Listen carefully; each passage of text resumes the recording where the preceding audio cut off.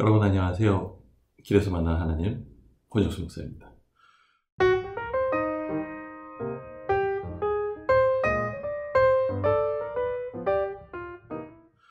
오늘은 야고보서 2장 8절에서 13절 말씀으로 여러분 만나려 합니다.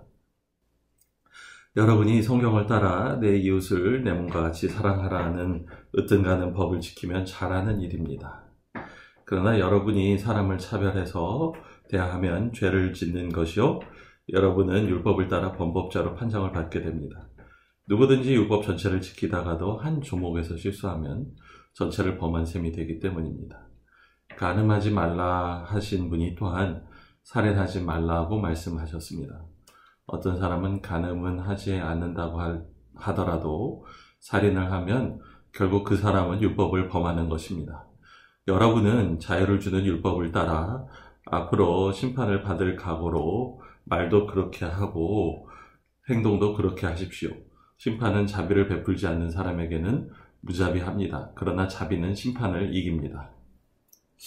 야고보서 1장부터 13절까지의 내용을 보면 차별하지 말라는 얘기가 나와요. 그러면서 1절에 나의 형제자매 여러분, 여러분의 영광에 우리 주 예수 그리스도를 믿고 있으니 사람을 차별하여 대하지 마십시오 라는 얘기가 나옵니다. 차별에 대한 이야기를 상당히 길게 얘기를 해요. 그러면서 그 이유가 예수를 믿으니 차별하면 안 됩니다 라는 이야기를 하거든요. 참 많은 생각을 하게 돼요. 신앙이라는 것이 무엇입니까? 예배를 열심히 드리고 은혜 받는 걸 뜻하겠죠. 그런데 어느 목사님이 이렇게 말하세요. 예배 드릴 때는 사기꾼도 천사의 얼굴로 예배 드릴 수 있습니다. 무슨 말이죠? 우리 일상 가운데서 예배를 드리는 듯한 그 삶으로 살아가는 것이 더 중요합니다 라는 얘기를 하는 거죠. 차별이라는 것이 참 의미심장한 거예요. 교회에 앉아서 하나님 앞에서 그리고 목회자들을 대할 때는 거룩하고 그리고 사랑이 많은 사람처럼 대할 수도 있을 거예요. 그런데 언제가 가장 중요한 겁니까? 내가 함부로 대할 수 있는 사람들을 남들이 보지 않는 일상에서 만날 때 어떻게 대하고 있습니까? 라는 것이 참 소중한 이야기예요. 거기서 나의 진짜 신앙이 드러난다라는 것을 알게 되기를 바랍니다. 그래서 야고보가 그것들을 길게 말을 하여 주는 거예요. 또 한 가지 생각을 해봐요. 이 차별이라는 게 교회 밖에서 세상에서뿐만 아니라 교회 안에서도 자꾸만 경험되는 거예요. 교회 안에서도 우리가 자꾸만 차별합니다. 그러므로 또한 그 문제에 대해서도 심각하게 다루게 되는 것을 봐요. 차별이 나쁜 건 다 알아요. 그런데 정작 차별하지 않는 사랑이 많은 사람이 되는 것은 그렇게 쉬운 일이 아니라는 것입니다. 제가 한국에 와서 보니까 참 차별할 이유들이 많아요. 야고보서에 나오는 것처럼 옷 때문에 혹은 어떤 차를 타고 다니느냐 그것 때문에도 차별이 있고, 또 보니까 여성들은 여성의 차별받는 거에 굉장히 민감한 것들을 자주 봐요. 왜 그럴까 생각해보면 일상생활에서 여자라서 불이익을 당하는 것이 굉장히 많았구나라는 생각을 하게 됩니다. 또 가만히 보면 나이 때문에 차별하는 것도 많이 봐요. 제가 미국의 신학교에 다니면서 느낀 점은 나이가 들어도 새롭게 도전을 하시는 분이 굉장히 많다는 거예요. 그만큼 나이에 대한 제한이 없어요. 실제로 이력서에 나이를 쓰지 않습니다. 나이를 쓰는 것은 불법입니다. 근데 한국은 어떻습니까? 그 나이가 지나면 아예 취업이 불가능한 직종도 굉장히 많죠. 나이에 대한 차별, 나이에 대해서 상당히 민감한 것도 우리 가운데 있어요. 또 재밌는 걸 생각해봐요. 외모에 대한 차별도 많아요. 제가 깜짝 놀란 것 중에 하나가 저기 어느 다리 있어요. 그 다리를 딱 건너고 그 동네에 가면은 한 블록이 다 양쪽에 성형외과예요. 이게 뭔가 싶어요. 장사가 굉장히 잘 되는 거 봐요.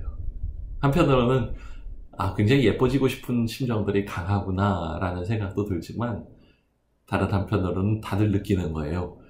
정말로 외모에 따라서 사람들이 대하는 것이 다르구나 라는 것들을 생각하게 됩니다. 안 그래도 살기 힘든 세상인데 별의별 차별이 많아서 더 살기 힘든 것이 우리의 실정이구나 생각하게 됩니다. 제가 애가 셋이 있어요. 근데 가끔 애들이 밖에서 놀림을 받고 집에 돌아와서 하소연하는 거를 들을 때가 있어요. 그럴 때 아이들 그 내면에 화도 나고 혼란스럽기도 하고 상처받은 것들이 느껴지거든요. 근데 부모로서 그 아이들의 그것을 보면서 저도 상처받고 저도 화가 나요. 그걸 생각하면 오늘 야고보가 말하는 것이 이해가 됩니다. 9절에 이런 말을 해요. 여러분이 사람을 차별해서 대하면 죄를 짓는 것이요. 여러분은 율법에 따라 범법자로 판정을 받게 됩니다. 얘기해요. 차별이라는 게 그럴 수도 있지 생각하는데 그게 아닌 거예요. 하나님의 관점에서 보면 그것은 범법자가 되는 행위라는 것입니다. 그건 죄라는 것입니다. 좀 생각하게 돼요. 여러분, 율법이라는 것이 무엇입니까? 많은 경우에 딱딱하고 우리를 억압하는 규칙이라고 생각할 수도 있겠죠. 그러나 원래 율법이 주어진 건 하나님의 양심을 알려주기 위해서 그런 거예요. 하나님의 마음을 알려주는 거예요. 하나님의 마음이 뭡니까? 창세기 1장에 보면 하나님이 사람을 하나님의 형상대로 만드셨다는 얘기가 나오죠. 그리고 축복해요. 생육하고 번성하여 땅 위에 충만하고 땅에 번성하라 얘기를 해주세요. 그 심정이 뭘까 생각해보면 다른 게 아니라 아버지의 마음이에요. 하나님의 형상이라는 게 뭐예요? 나를 닮았다는 얘기예요. 창세기 4장에 보면 아담이 자식을 낳을 때 아담의 형상대로 자식이 생겼다라는 표현이 나오거든요.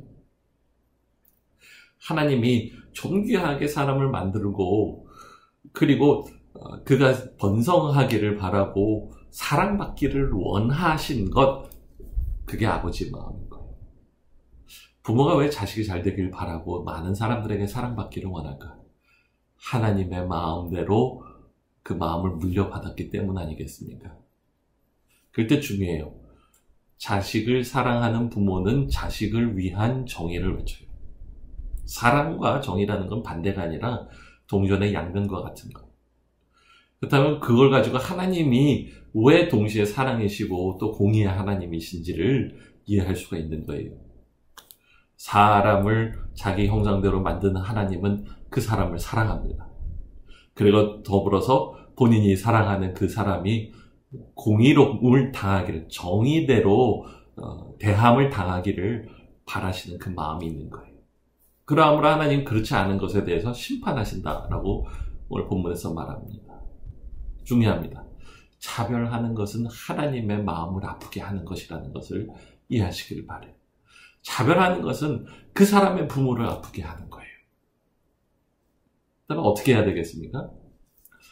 차별하지 말아야죠. 근데 거기서 멈추지 말고 좀 더 나갔으면 좋겠어요. 수동적으로 차별하는 것이 아니라 적극적으로 사랑하는 것이 더 중요한 것입니다.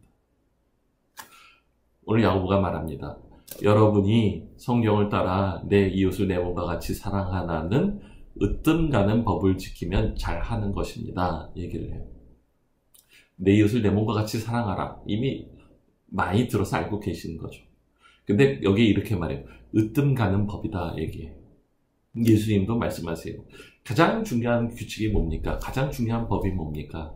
하나님을 마음을 다하고 생명을 다하고 뜻을 다해서 사랑하는 것, 그게 가장 중요합니다 얘기하시고, 그 다음에는 내 이웃을 내 몸과 같이 사랑하는 것이 중요하다고 얘기를 해주세요. 무슨 말입니까? 모든 율법은, 모든 성경에 나오는 이 법은 사실은 사랑에 대해서 말하고 있는 것이라는 거예요. 하나님의 마음이니까. 그럴 때 으뜸가는 법이라는 표현을 원문으로 보면 왕의 법이라는 뜻입니다. 그래서 영어로 royal law라고 번역을 해요. 우리식으로 하면 헌법인 거예요. 많은 법이 있고 많은 규칙이 있지만 가장 중심이 되고 원칙적으로 되는 거, 가장 높은 법, 그것은 바로 사랑이라는 것입니다. 중요해요. 사랑하면 모든 것을 다 이루게 되기 마련인 거예요. 난 탕자의 비유를 생각하게 돼요. 둘째 아들이 있죠. 재산을 탕진하고 나서 신발도 없고 옷도 다 헐벗고 그리고 아버지께로 돌아옵니다. 근데 아버지가 그를 어떻게 대합니까? 그렇다고 해서 옷을 그따위로 입었으니까 차별합니까? 그렇지 않죠. 멀리서 달려가서 그를 꼭 끌어안고 그리고 그에게 신발을 신기고 가장 좋은 옷을 갖다가 입히고 그리고 손에다가 가락지를 끼워줍니다. 뭡니까? 사랑하면 그 사람에게 가장 좋은 것을 주기 마련이라는 거예요. 난 그 아버지 심정을 생각해요. 아들을 사랑하는 아버지는 아들 자체를 보게 돼 있어요. 그가 누더기를 입었든지 아니면 좋은 옷을 입었든지 그건 중요한 게 아니에요.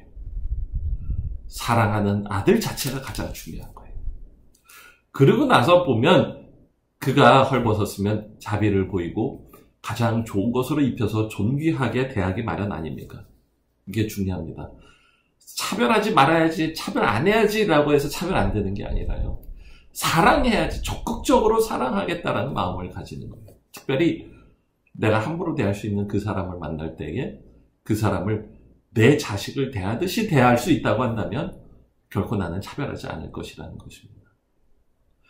부모가 자녀를 대하듯이 상대방을 대합시다. 그러면 우리는 온전하게 하나님의 마음대로 행하는 말과 행동을 하는 그러한 사람이 될 수가 있을 것입니다. 그런 면에서 12절에서 자유를 주는 율법이라는 말이 이해가 돼요. 여러분, 사랑하지 않는 사람은 사실은 자유가 없어요. 그는 자기 중심성이라는 죄에 갇혀 사는 사람인 거예요. 그 사람은 선택할 수 있는 권한이 주어질 때 자기 하고 싶은 대로 하면 어떻게 됩니까? 낮아지고 다른 사람을 섬기는 게 아니라 다른 사람을 짓밟고 나를 위해서 상대방을 이용하고 혹은 상대방을 우습게 보는 것, 죄송합니다. 여러분 어떨지 모르지만 저는 저 자신이 그런 사람이라는 걸 알아요. 많이 생각하게 됩니다. 그럴 때 자유라는 것 혹은 구원받아서 죄와 사망에서 해방되었다라는 뜻이 무엇입니까? 그것은 내가 선택할 수 있을 때 자유가 주어지고 권한이 주어질 때에 차별하는 것이 아니라 다른 사람을 이용하고 그 위에 올라서려고 하는 것이 아니라 내가 스스로 낮아져서 그 사람을 섬길 수 있는 것, 그것이 참된 자유인 것입니다. 어느 학부형의 이야기를 들었어요. 그분 딸이 중학교 1학년인데 1학년 때 3명 여자아이들끼리 어울리다가 그만 한 아이가 따돌리는 바람에 다른 친구가 합류해서 그 딸을 왕따시킨 거예요. 그때 딸이 와서 너무나 가슴 아프게 우는 걸 보면서 힘들었다라고 얘기를 해요. 그러고 나서 2학년 올라갈 때 굉장히 기도를 많이 했어요. 좋은 친구들 좀 많이 만날 수 있도록 해주세요. 하나님 제발 좋은 친구들 만나게 해주세요 하고 기도를 했는데 딸이 2학년 생활을 하면서 정말 좋은 일들이 일어나는 거예요. 다름이 아니라 여러분 시험이나 뭐 이렇게 쉬는 날이 있으면 친구들끼리 3, 4, 5 이렇게 몰려다니잖아요. 친한 친구들끼리 극장도 가고 뭐 강변도 가고 뭐 그렇게 하는데 이 반은 신기한 반인 거예요. 따로따로 노는 게 아니라 여자아이들 반 전체가 함께 우르르 함께 몰려다니는 거예요.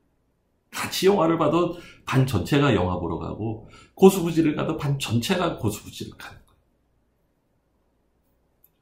아유 어떻게 된 일인가 너무 감사하다 하고 알아봤더니 가만 보니까 그 반의 반장이 잘났어. 여자아이인데 반장이 이렇게 얘기하는 거예요.